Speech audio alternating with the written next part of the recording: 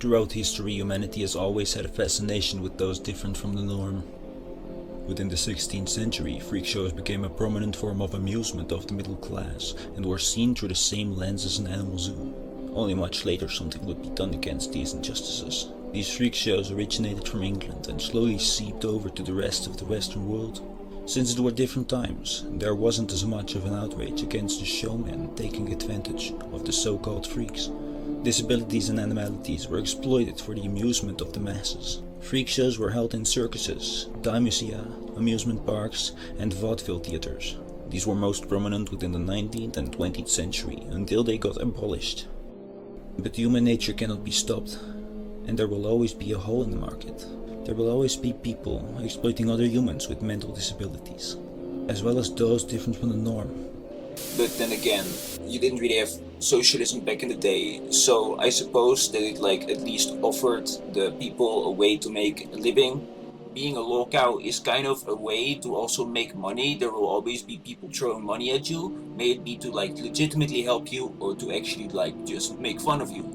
Being a lolcow is much more of a mindset. You can actually turn your life around and detach yourself from your former title. There is a much greater path to redemption until there's something that's just that terrible that happened that one becomes a horror cow. Now allow me to explain what these are. So being a lolcow is kind of a vicious cycle. An individual usually doesn't understand that they're caught in some sort of loop. Usually a loop of deflection or delusion which hangs over the individual themselves. This can also be because there is a repeated loop of action. The term lolcow exists because it represents the ability for the trolls to milk the subject. This obviously is a metaphor for real-life action, such as Christian, who was the first lolcow to grace the internet.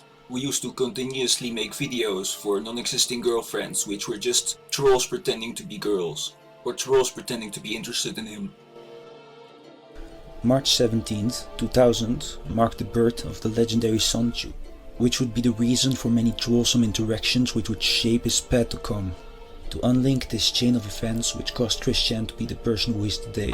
Chris's ability to reply to the trolls enabled the trolls to get more inspiration to harass him, and more fuel to add to the fire.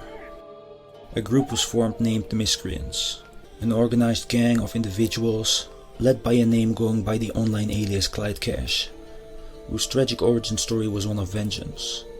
After Chris threatened to discontinue his Sonichu comics, his so-called brother Brian Bash committed suicide. The Sonichu comics, which supposedly were about Sonichu, would actually be about Chris deflecting his life on paper.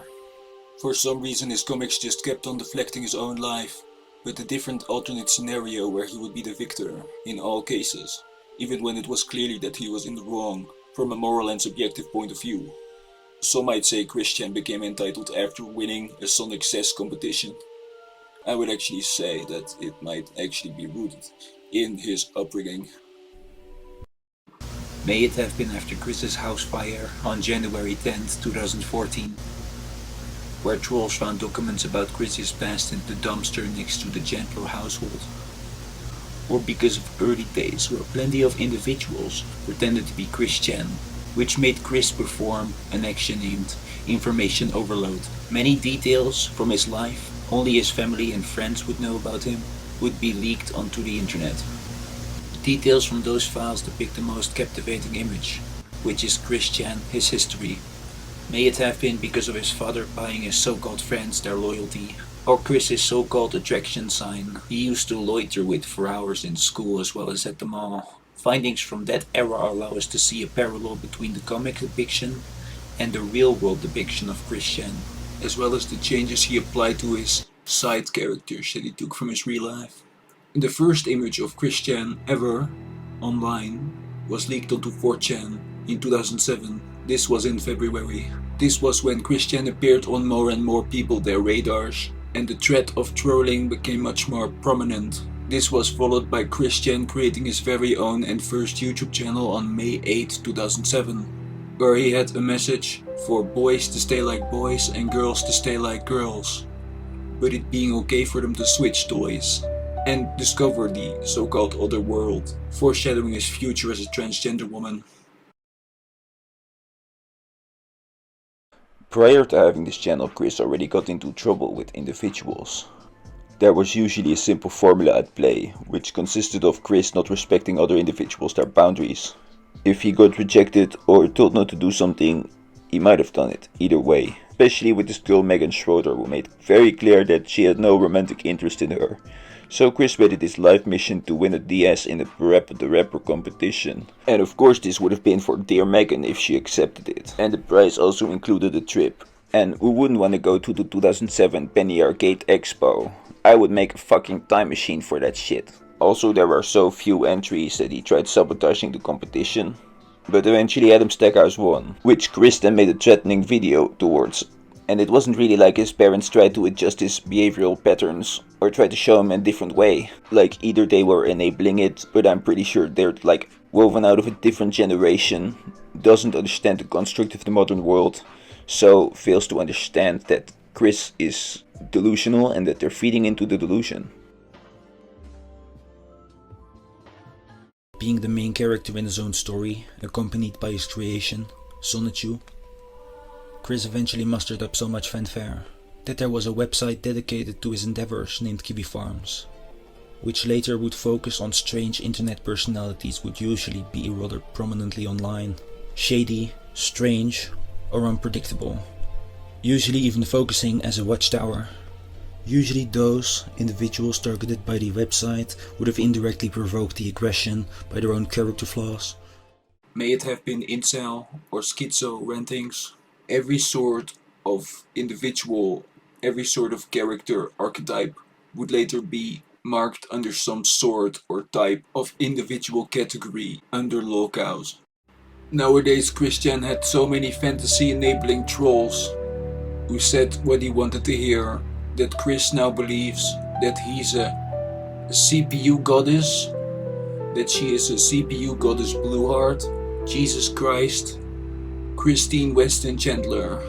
Now she was already tormented for years and years and years by internet harassment, which eventually came from their own hand, of course, which may or may not have triggered her to build these fantasies inside of her head, which then eventually came to fruition by sexually assaulting her mom. This case is absolutely horrifying to think about, to lose your sanity like that. Then Chris got into contact with a troll named Isabella Jenke, who leaked conversations of Chris bragging that he was molesting his mom onto the internet. She at first pretended to be someone else, I remember that. Like they stepped to Gibby. I once was on one of Gibby's streams, by the way, about merch. It's enough with my humble bragging. So Isabella's actual plan was for her to make Chris kill themselves. Yeah, I'm just confused, guys. Even I am. Now, Barbara Chandler at this time was already in her 80s.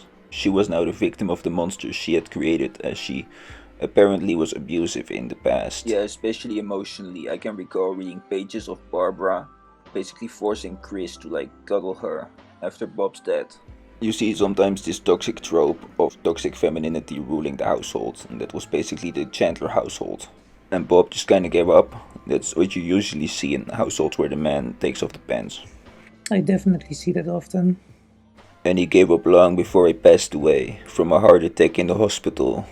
However, it can be considered that Bob's demise was partly also set in motion by the health hazard in the Chandler household, which had bug infestations and trash laying all over the place. May Bob rest in peace and may the Lord have his soul. Clyde Cash really wanted to see Chris grow. Tough love, he called it. Alec Benson Larry tried to show Chris that his ways were rather double-sided.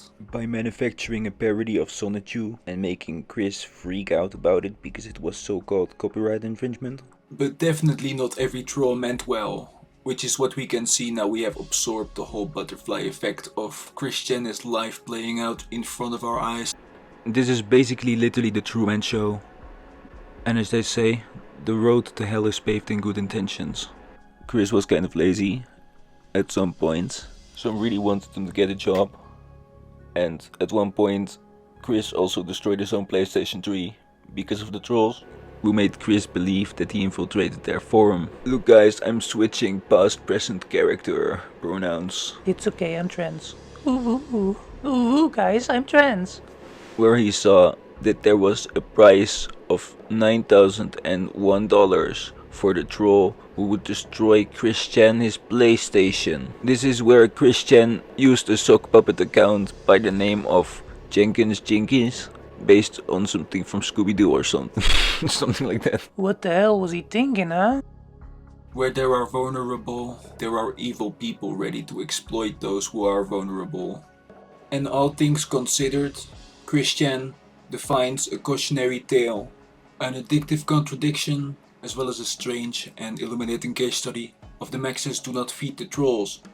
But you can say that it all started off really innocent. It did become quite grim, and once he S8 Barbara, there was no turning back from the label horror cow. That's the term that one uses for a strange individual who isn't just weird, but also capable of hurting other individuals, or worse. In a late-term capitalist system, where everything gets watered down until it offends as few people as possible, Lolcows, in my opinion, have become so prominent because they share a light of creativity with the world, usually unseen in its rawest form. Yeah, it's either that or they did something horrible. And now I want to close the video off by naming some terms from the Lolcowverse, so you two now understand what it means and entails. First of all, we have the Lolcow, which is just the general term.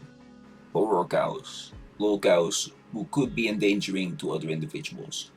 Usually this goes paired with confirmed abuse. Career cows. Individuals who turn their career into being a lolcow. Schizo cow is a term referring to schizo, Yeah, that's basic. Cult cows who run their own cults. These individuals usually have a very protected social media and only have very small groups of individuals in their social media circle. Drama cows who are highly attracted to drama. That's silly. I thought it was like my job as a YouTuber to make my own personal cult and then like attract drama so my channel can stay alive and pump in. And nowadays if you visit Kiwifarms you also just have straight out brands like terrorist. And the guy with the glasses even got a tag. How nice, how polite. Even the manosphere. A cult of men embracing themselves with darkness, who cannot open their heart to pure love without judging a whole sex as one. As if they see women as they're like animals or something, led by one universal impulse. It's a shame. It's obviously nice to start learning to read body language and to learn what red flags are and what you have to look out for. But there's something that's taking things too far. Try to be the sunshine you want to see in the world and be astonished by how many people will reflect and reciprocate. You do not have to live in the darkness. Use one of those reflective surfaces in the echo chamber to see yourself and look at what you've become. Watch me fall. The love I expected was a farce. The hatred I had in my heart, the pain I felt within my soul, would lead me to lose all control, would lead me to lose all control. Yet I keep feeding all the trolls, yet I keep feeding them my world. So I keep getting hurt and hurt, but I'll stay online with that curse. And I'll feed them my words, and I'll feed them my words that in turn will come back to hurt me, to expand the rages that I felt. They're out of hand. What made her this way? What is the attraction? What keeps us fascinated? I thank you for watching from the depths of my soul.